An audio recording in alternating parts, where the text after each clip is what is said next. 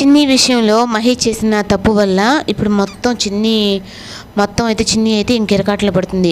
ఇంకా మహి అయితే ఇంకా ఇంటికైతే వచ్చేసిన తర్వాత వరుణ్ అయితే పట్టుకొని గట్టిగా, బావా ఇన్ని రోజులకి నా చిన్ని నాకు కనిపించింది అని చెప్పి అనేటప్పటికీ ఇంకా మేడ నుంచి దిగుతూ ఉన్న నాగవల్లి అలాగే దేవ అయితే ఇద్దరికి షాకు.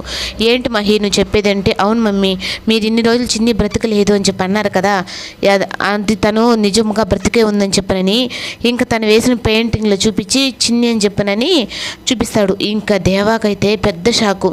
ఇంకా అలాగే కానిస్టేబుల్ అయితే జైలు నుంచి కానిస్టేబుల్ ఫోన్ చేసి బాలరాజు కోసం ఎవరో ఒక అమ్మాయి వచ్చి తనని ఎంక్వైరీ చేస్తుంది అంటే ఇంకా ఆ అమ్మాయి ఫోటో తీసి బాలరాజు దేవాకైతే పెడతాడు.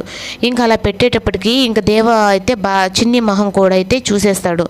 ఇంకా ఈ అమ్మాయి చిన్ని ఇంకా ఇప్పుడు నాగవల్లి అయితే అడుగుతుంది, ఏంటి బావా అంటే, అవును నాగవల్లి మహి చెప్పింది నిజమే, చిన్ని బ్రతికే ఉంది. ఎలా బ్రతికింది? ఆ రోజు చనిపోయింది అనుకున్న చిన్నిని ఇప్పుడు ఎలా బ్రతికే వచ్చింది అంటే బావ ఆ రోజు కావేరి విషయంలో కూడా ఇలాగే ఏమైనా జరుగుంటుందా, కావేరి కూడా బ్రతికే ఉందా అని చెప్పనంటే ఇంక ఇద్దరు అయితే పెద్ద షాక్తో ఉంటే బాలరాజు కోసం అయితే చిన్ని ఇంక జైల్లోనే ఏడుస్తూ ఉంటుంది.